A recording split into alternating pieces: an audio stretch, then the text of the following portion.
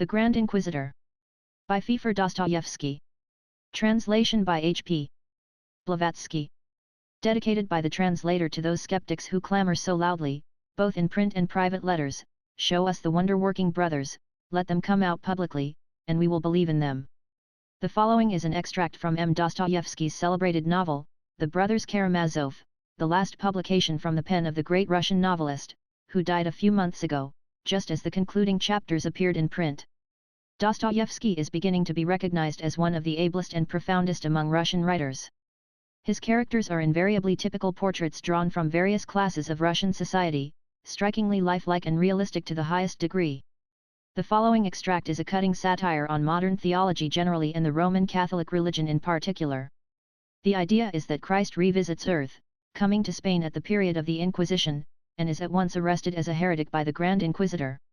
One of the three brothers of the story, Ivan, a rank materialist and an atheist of the new school, is supposed to throw this conception into the form of a poem, which he describes to Elisha, the youngest of the brothers, a young Christian mystic brought up by a saint in a monastery, as follows: Ed Theosophist, November, 1881.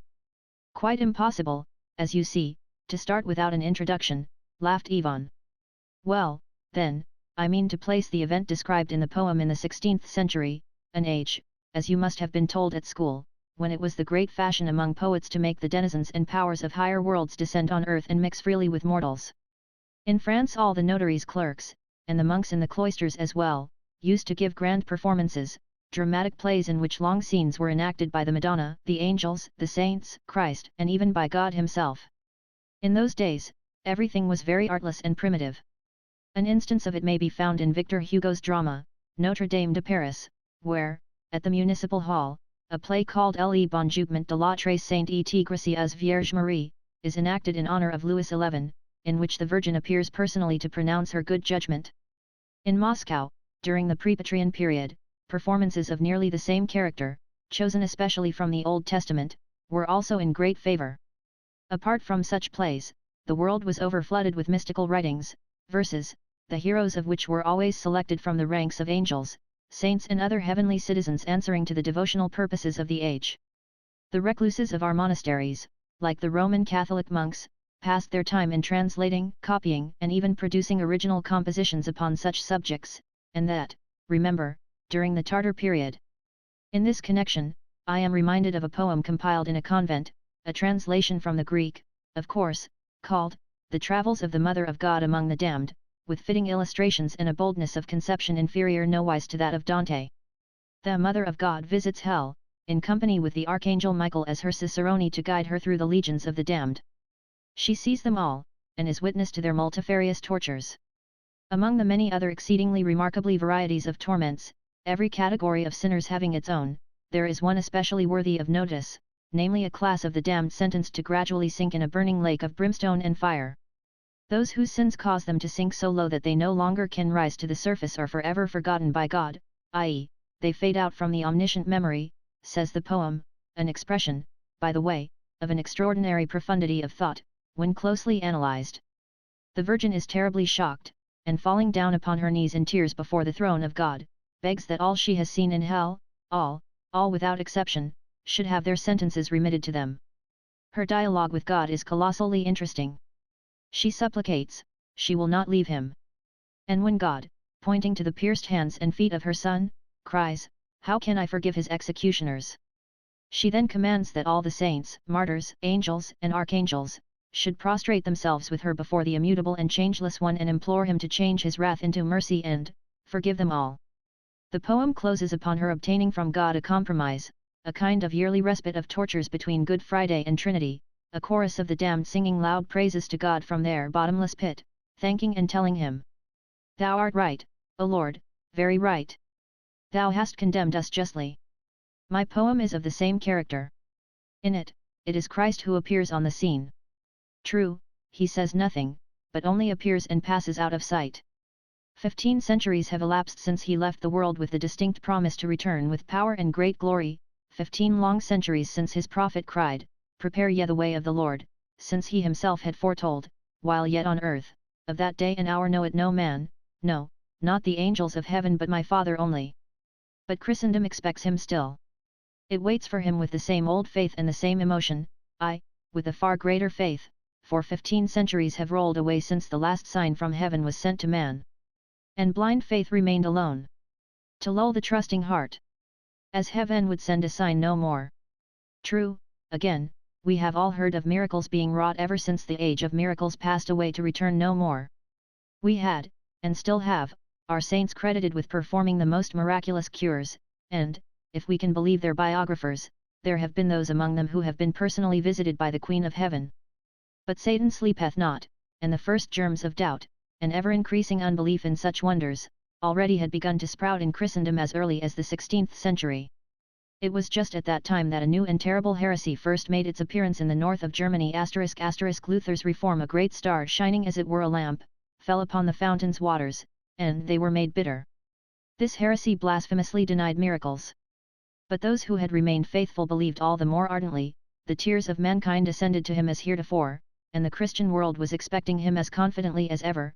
They loved him and hoped in him, thirsted and hungered to suffer and die for him just as many of them had done before.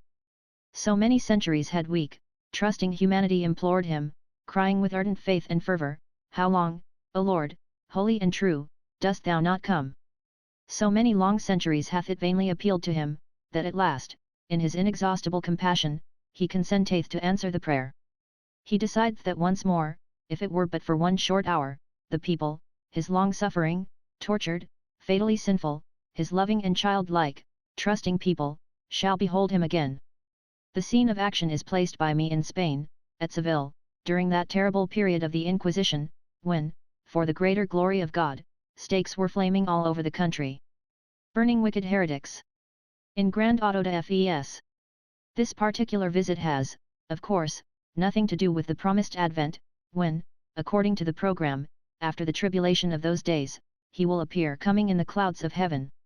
For, that coming of the Son of Man, as we are informed, will take place as suddenly as the lightning cometh out of the east and shineth even unto the west.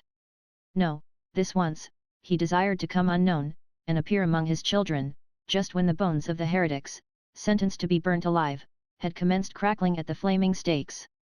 Owing to his limitless mercy, he mixes once more with mortals and in the same form in which he was wont to appear 15 centuries ago. He descends, just at the very moment when before king, courtiers, knights, cardinals, and the fairest dames of court, before the whole population of Seville, upwards of 100 wicked heretics are being roasted, in a magnificent auto de fe ad majorem dei gloriam, by the order of the powerful Cardinal Grand Inquisitor. He comes silently and unannounced, yet all, how strange, yet, all recognize him, at once. The population rushes towards him as if propelled by some irresistible force, it surrounds, throngs, and presses around, it follows him. Silently, and with a smile of boundless compassion upon his lips, he crosses the dense crowd, and moves softly on. The sun of love burns in his heart, and warm rays of light, wisdom, and power beam forth from his eyes, and pour down their waves upon the swarming multitudes of the rabble assembled around, making their hearts vibrate with returning love. He extends his hands over their heads, blesses them, and from mere contact with him, even with his garments, a healing power goes forth. An old man, blind from his birth, cries, "Lord, heal me, that I may see thee," and the scales falling off the closed eyes, the blind man beholds him. The crowd weeps for joy, and kisses the ground upon which he treads. Children strew flowers along his path and sing to him, "Hosanna!" It is he, it is himself, they say to each other, it must be he, it can be none other but he. He pauses at the portal of the old cathedral, just as a wee white coffin is carried in, with tears and great lamentations. The lid is off, and in the coffin lies the body of a fair child, 7 years old, the only child of an eminent citizen of the city. The little corpse lies buried in flowers. He will raise the child to life, confidently shouts the crowd to the weeping mother. The officiating priest who had come to meet the funeral procession, looks perplexed, and frowns. A loud cry is suddenly heard, and the bereaved mother prostrates herself at his feet. "If it be thou, then bring back my child to life," she cries beseechingly. The procession halts, and the little coffin is gently lowered at his feet. Divine compassion beams forth from his eyes, and as he looks at the child, his lips are heard to whisper once more, "Talitha cumi," and straightway the damsel arose. The child rises in her coffin. Her little hands still hold the nosegay of white roses which after death was placed in them, and, looking round with large astonished eyes, she smiles sweetly. The crowd is violently excited. A terrible commotion rages among them, the populace shouts and loudly weeps, when suddenly, before the cathedral door, appears the Cardinal Grand Inquisitor himself. He is tall, gaunt-looking old man of nearly 80, with a stern, withered face and deeply sunken eyes, from the cavity of which glitter two fiery sparks. He has laid aside his gorgeous cardinal's robes in which he had appeared before the people at the auto da fe of the enemies of the Romish Church, and is now clad in his old, rough, monkish cassock. His sullen assistants and slaves of the Holy Guard are following at a distance. He pauses before the crowd and observes. He has seen all. He has witnessed the placing of the little coffin at his feet, the calling back to life. And now, his dark, grim face has grown still darker, his bushy grey eyebrows nearly meet, and his sunken eye flashes with sinister light. Slowly raising his finger, he commands his minions to arrest him. Such is his power over the well-disciplined, submissive and now trembling people, that the thick crowds immediately give way, and scattering before the guard, amid dead silence and without one breath of protest, allow them to lay their sacrilegious hands upon the stranger and lead him away. That same populace, like one man, now bows its head to the ground before the old Inquisitor, who blesses it and slowly moves onward. The guards conduct their prisoner to the ancient building of the Holy Tribunal, pushing him into a narrow, gloomy, vaulted prison cell, they lock him in and retire. The day wanes, and night, a dark, hot breathless Spanish night, creeps on and settles upon the city of Seville. The air smells of laurels and orange blossoms. In the Cimmerian darkness of the old tribunal hall the iron door of the cell is suddenly thrown open, and the Grand Inquisitor, holding a dark lantern, slowly stalks into the dungeon. He is alone, and, as the heavy door closes behind him, he pauses at the threshold, and, for a minute or two, silently and gloomily scrutinizes the face before him. At last approaching with measured steps, he sets his lantern down upon the table and addresses him in these words. "It is thou. Thou." Receiving no reply, he rapidly continues, "Nay, answer not, be silent. And what couldst thou say? I know but too well thy answer. Besides, thou hast no right to add one syllable to that which was already uttered by thee before. Why shouldst thou now return, to impede us in our work? For thou hast come but for that only, and thou knowest it well. But art thou as well aware of what awaits thee in the morning? I do not know, nor do I care to know who thou mayest be it thou or only thine image. Tomorrow I will condemn and burn thee on the stake, as the most wicked of all the heretics, and that same people, who today were kissing thy feet, tomorrow at one bend of my finger, will rush to add fuel to thy funeral pile. Wert thou aware of this," he adds, speaking as if in solemn thought, and never for one instant taking his piercing glance off the meek face before him. "I can hardly realize the situation described. What is all this, Ivan?" suddenly interrupted Elisha, who had remained silently listening to his brother. "Is this an extravagant fancy, or some mistake of the old man, an impossible quid pro quo?" "Let it be the latter, if you like," laughed Ivan, "since modern realism has so perverted your taste that you feel unable to realize anything from the world of fancy. Let it be a quid pro quo, if you so choose it. Again, the Inquisitor is 90 years old, and he might have easily gone mad with his one-day feats of power, or, it might have as well been a delirious vision, called forth by dying fancy, overheated by the auto da fe of the 100 heretics in that forenoon. But what matters for the poem, whether it was a quid pro quo or an uncontrollable fancy? The question is, that the old man has to open his heart, that he must give out his thought at last, and that the hour has come when he does speak it out, and says loudly that which for 90 years he has kept secret within his own breast. And his prisoner, does he never reply? Does he keep silent, looking at him, without saying a word? Of course, and it could not well be otherwise, again retorted Ivan. The Grand Inquisitor begins from his very first words by telling him that he has no right to add one syllable to that which he had said before. To make the situation clear at once, the above preliminary monologue is intended to convey to the reader the very fundamental idea which underlies Roman Catholicism, as well as I can convey it. His words mean, in short, everything was given over by thee to the Pope, and everything now rests with him alone. Thou hast no business to return and thus hinder us in our work. In this sense the Jesuits not only talk but write likewise. Hast thou the right to divulge to us a single one of the mysteries of that world whence thou comest? Inquires of him my old Inquisitor, and forthwith answers for him. Nay, thou hast no such right.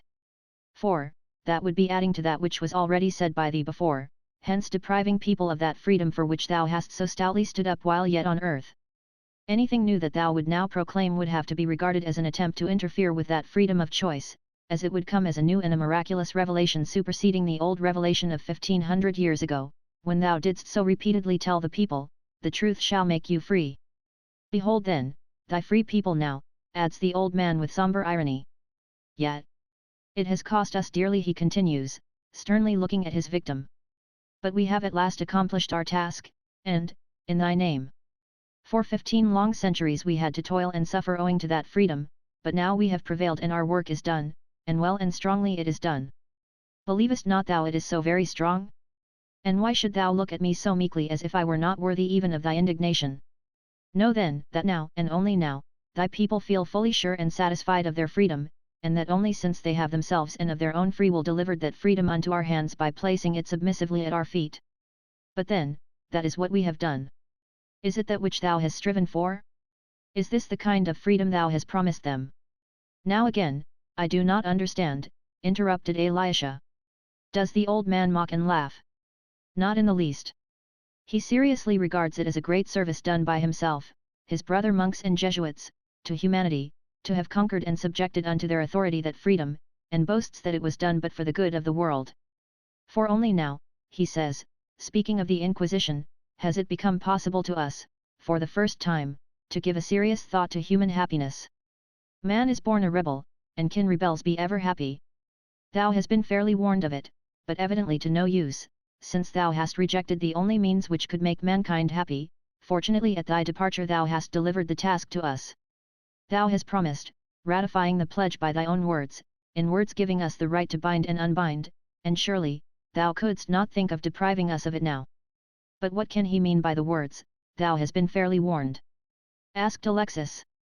These words give the key to what the old man has to say for his justification. But listen. The terrible and wise spirit, the spirit of self-annihilation and non-being, goes on the Inquisitor, the great spirit of negation conversed with thee in the wilderness, and we are told that he tempted thee. Was it so? And if it were so, then it is impossible to utter anything more truthful than what is contained in his 3 offers, which thou didst reject, and which are usually called temptations. Yet, if ever there was on earth a genuine striking wonder produced, it was on that day of thy 3 temptations, and it is precisely in these 3 short sentences that the marvelous miracle is contained. If it were possible that they should vanish and disappear forever, without leaving any trace, from the record and from the memory of man, and that it should become necessary again to devise, invent, and make them reappear in thy history once more, thinkest thou that all the world's sages, all the legislators, initiates, philosophers, and thinkers, if called upon to frame 3 questions which should, like these, besides answering the magnitude of the event, express in 3 short sentences the whole future history of this our world and of mankind, dost thou believe, I ask thee, that all their combined efforts could ever create anything equal in power and depth of thought to the 3 propositions offered thee by the powerful and all-wise Spirit in the wilderness? Judging of them by their marvelous aptness alone, one can at once perceive that they emanated not from a finite, terrestrial intellect, but indeed, from the eternal and the absolute. In these 3 offers we find, blended into one and foretold to us, the complete subsequent history of man. We are shown 3 images, so to say, uniting in them all the future axiomatic, insoluble problems and contradictions of human nature, the world over. In those days, the wondrous wisdom contained in them was not made so apparent as it is now, for futurity remained still veiled, but now, when 15 centuries have elapsed, we see that everything in these 3 questions is so marvelously foreseen and foretold, that to add to, or to take away from, the prophecy one jot, would be absolutely impossible. Decide then thyself, sternly proceeded the Inquisitor, which of yet twain was right, thou who didst reject, or he who offered. Remember the subtle meaning of question the first, which runs thus, wouldst thou go into the world empty-handed?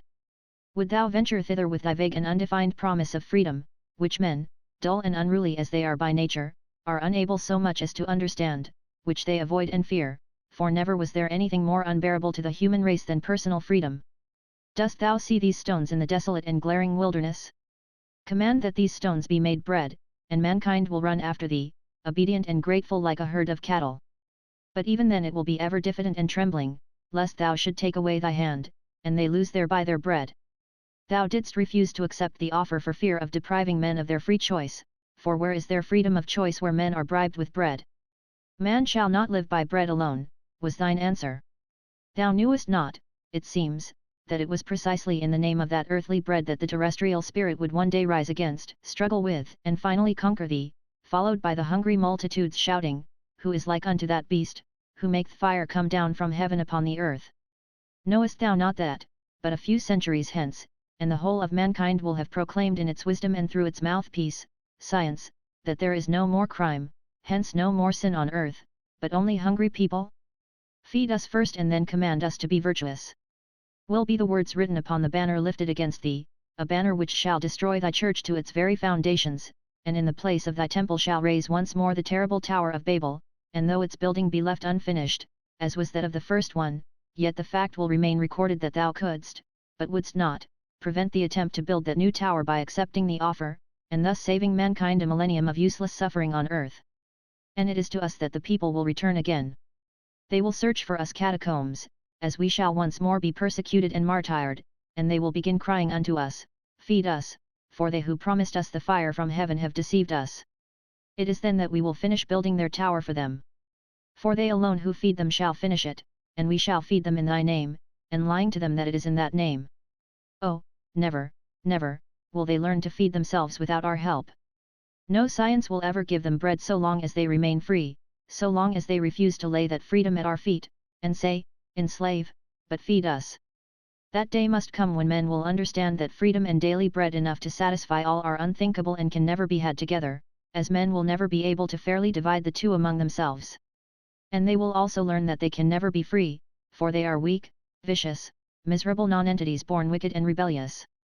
Thou hast promised to them the bread of life, the bread of heaven, but I ask thee again, can that bread ever equal in the sight of the weak and the vicious, the ever ungrateful human race, their daily bread on earth?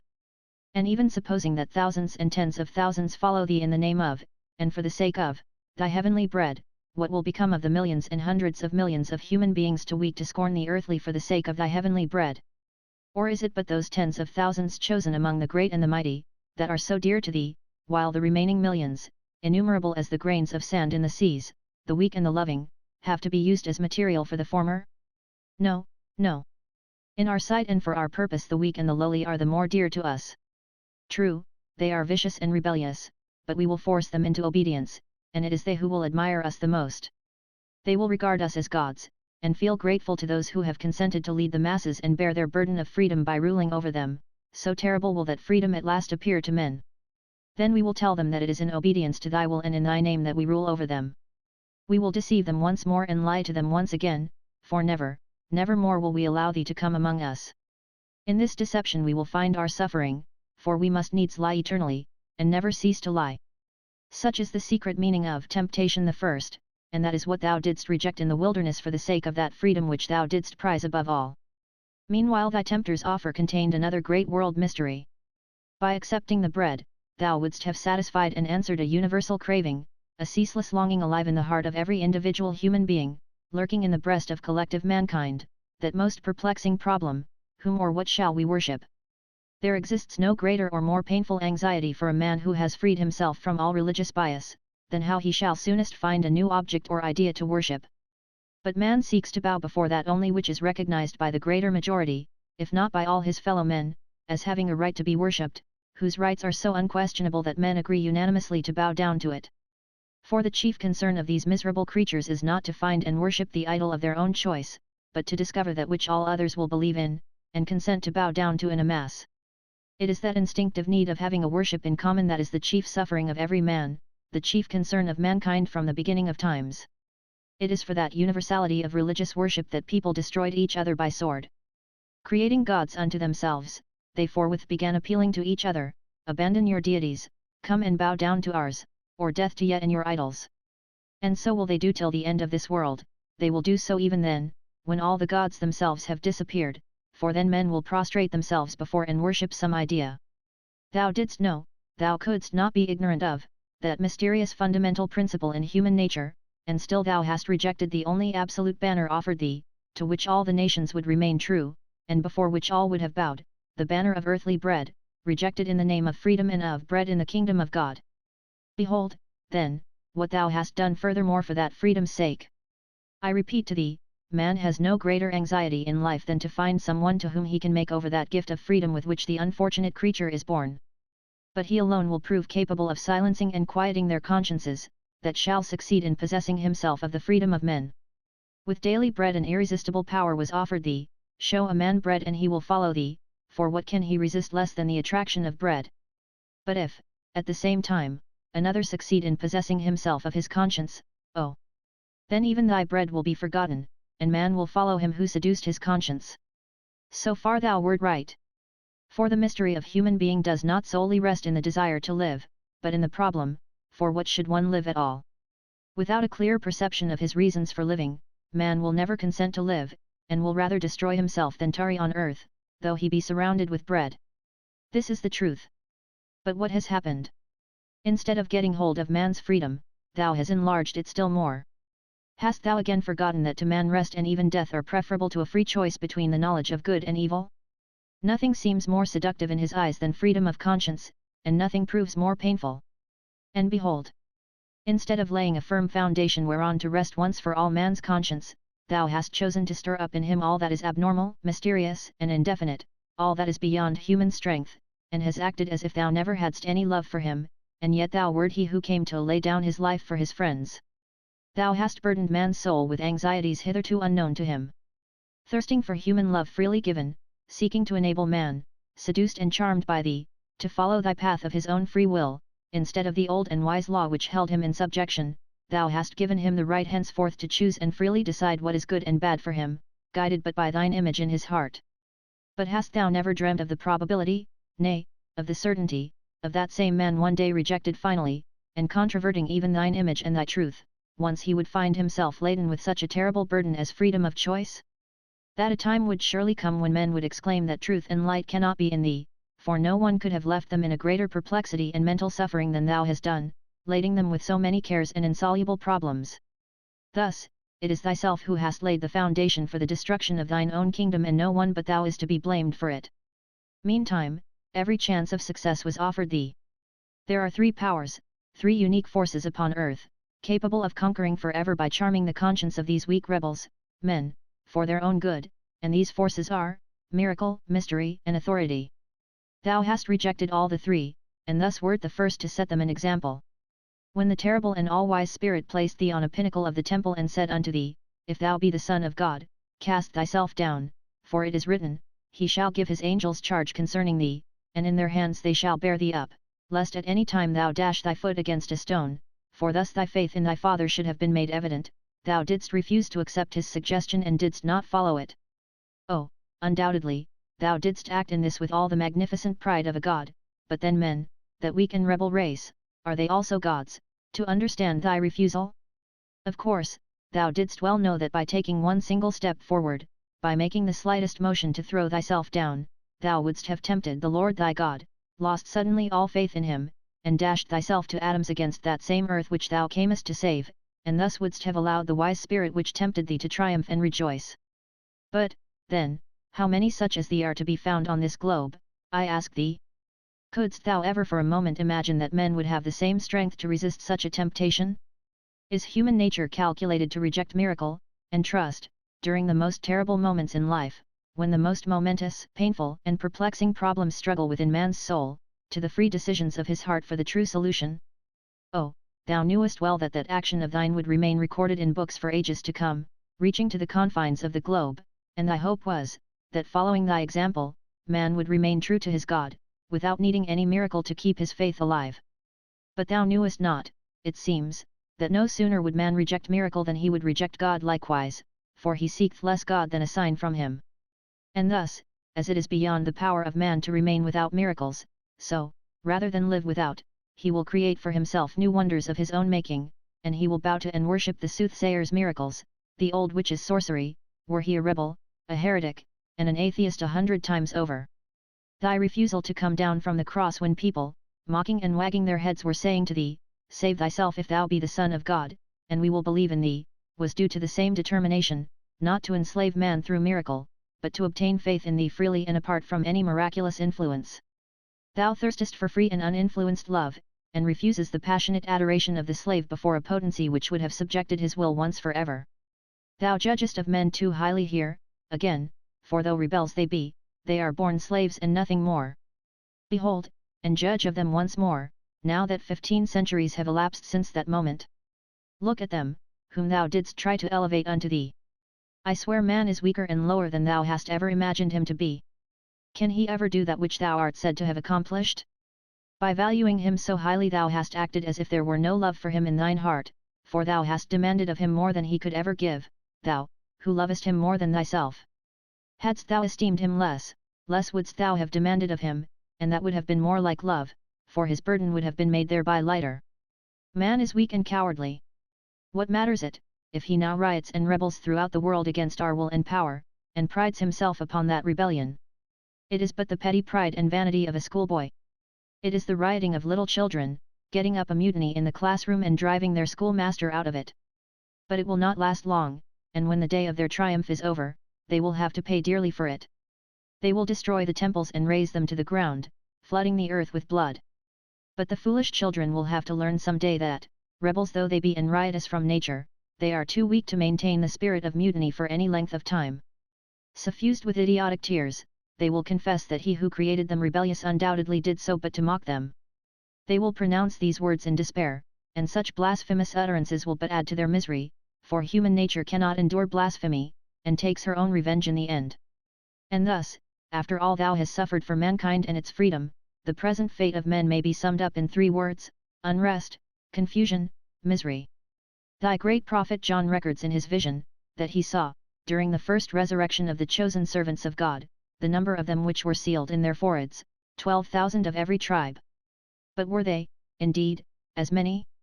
Then they must have been gods, not men. They had shared thy cross for long years, suffered scores of years hunger and thirst in dreary wildernesses and deserts, feeding upon locusts and roots, and of these children of free love for thee, and self-sacrifice in thy name, thou mayest well feel proud. But remember that these are but a few thousands of gods, not men, and how about all others? And why should the weakest be held guilty for not being able to endure what the strongest have endured? Why should a soul incapable of containing such terrible gifts be punished for its weakness? Didst thou really come to, and for, the elect alone? If so, then the mystery will remain forever mysterious to our finite minds. And if a mystery, then were we right to proclaim it as one, and preach it, teaching them that neither their freely given love to thee nor freedom of conscience were essential, but only that incomprehensible mystery which they must blindly obey even against the dictates of their conscience. Thus did we. We corrected and improved thy teaching and based it upon miracle, mystery, and authority. And men rejoiced at finding themselves led once more like a herd of cattle, and at finding their hearts at last delivered of the terrible burden laid upon them by thee, which caused them so much suffering. Tell me, were we right in doing as we did?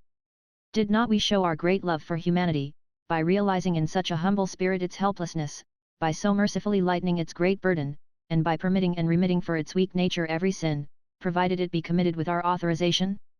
For what, then, hast thou come again to trouble us in our work?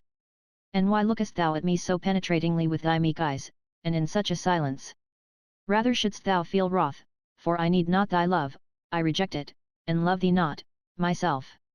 Why should I conceal the truth from thee? I know but too well with whom I am now talking. What I had to say was known to thee before, I read it in thine eye. How should I conceal from thee our secret?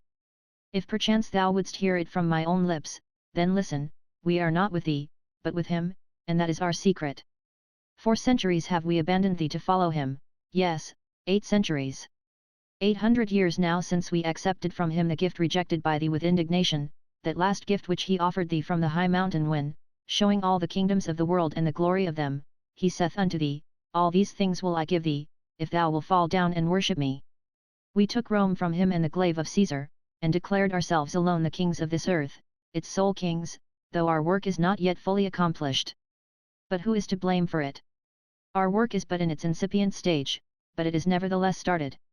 We may have long to wait until its culmination, and mankind have to suffer much, but we shall reach the goal some day, and become sole Caesars, and then will be the time to think of universal happiness for men. Thou couldst accept the glaive of Caesar thyself, why didst thou reject the offer?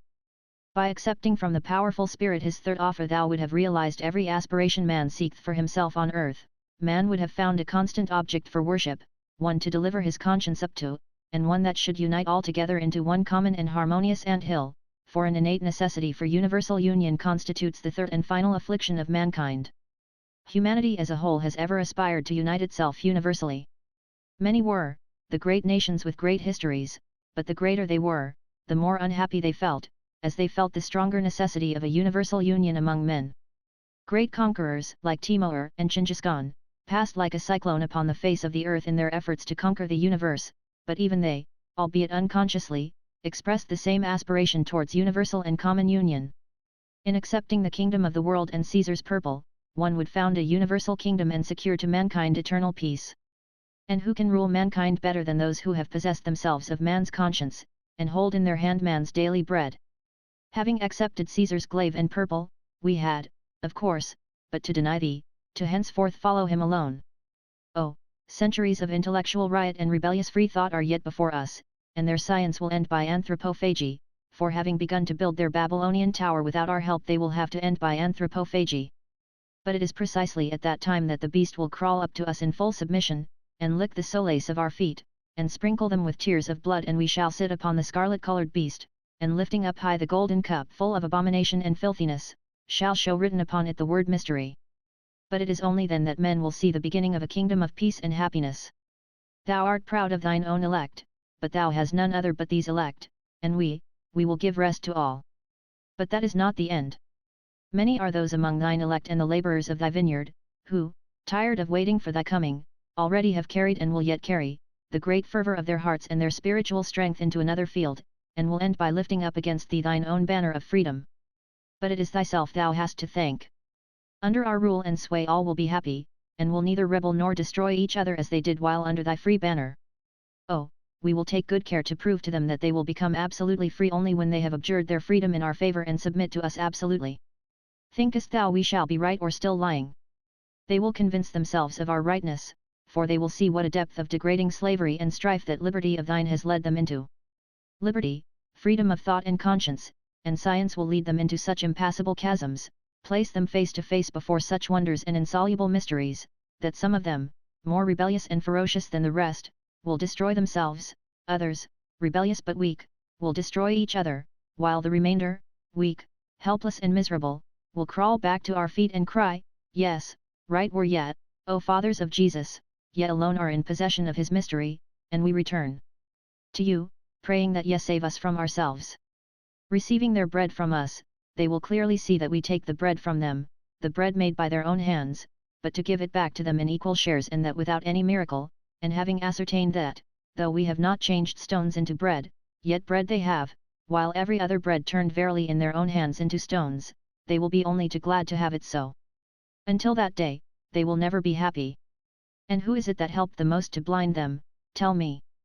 Who separated the flock and scattered it over ways unknown if it be not thee?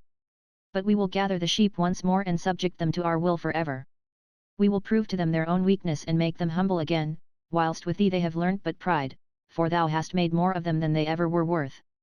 We will give them that quiet, humble happiness, which alone benefits such weak, foolish creatures as they are, and having once had proved to them their weakness, they will become timid and obedient, and gather around us as chickens around their hen.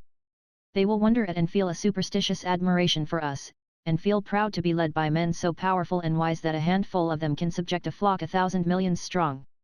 Gradually men will begin to fear us.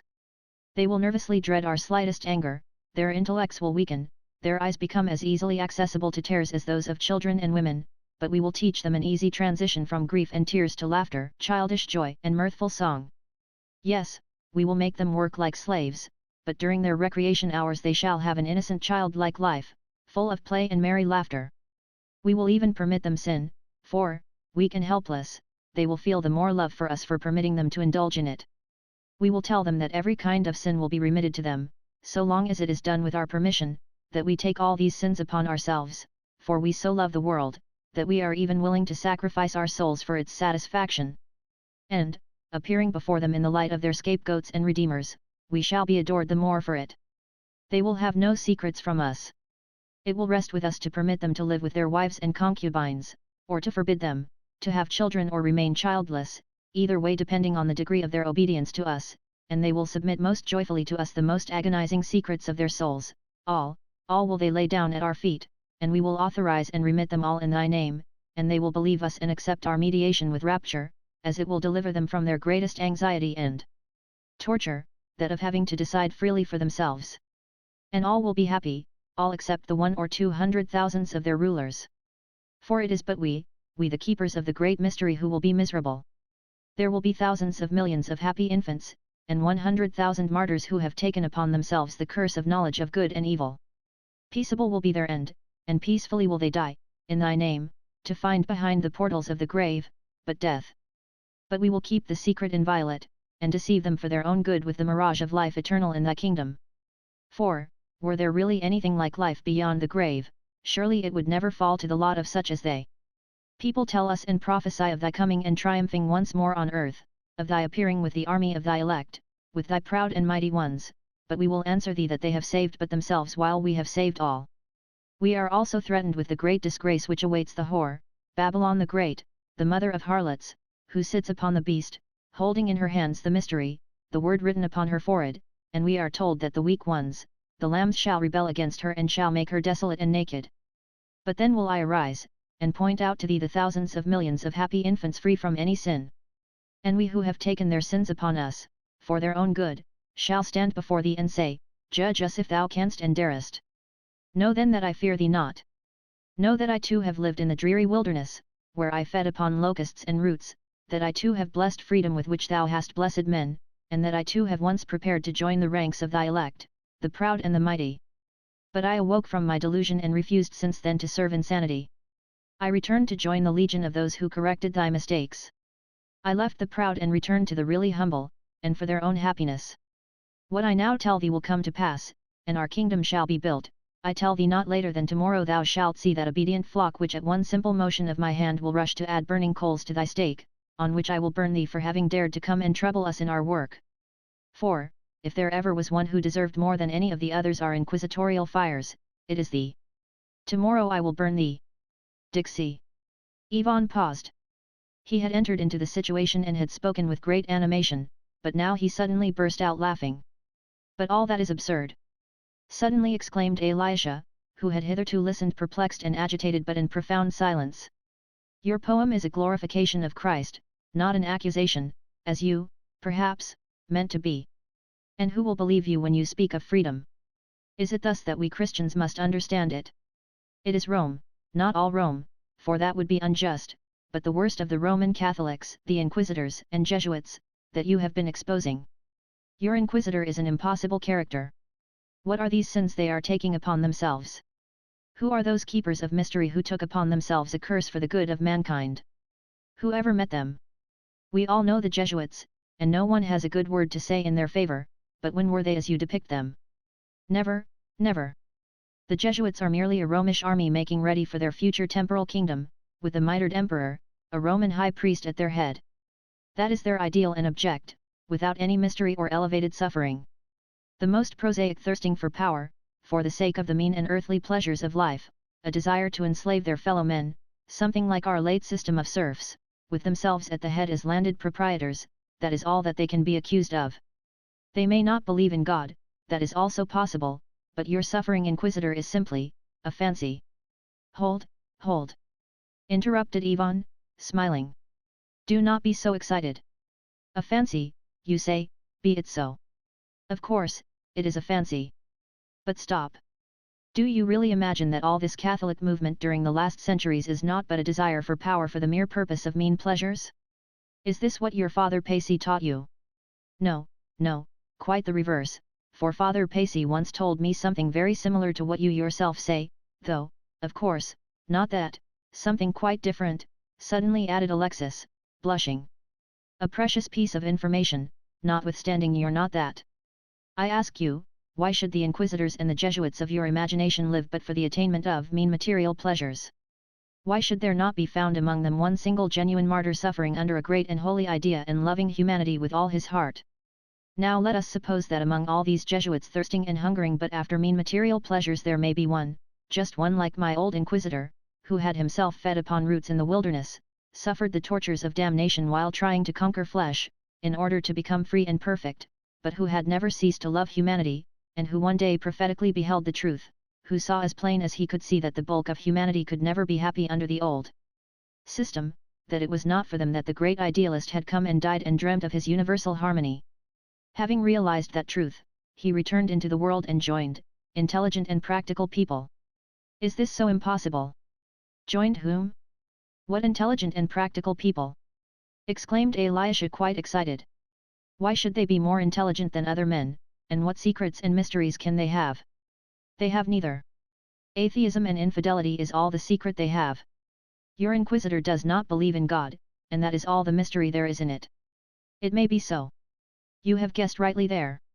And it is so, and that is his whole secret, but is this not the acutest sufferings for such a man as he, who killed all his young life in asceticism in the desert, and yet could not cure himself of his love towards his fellow men?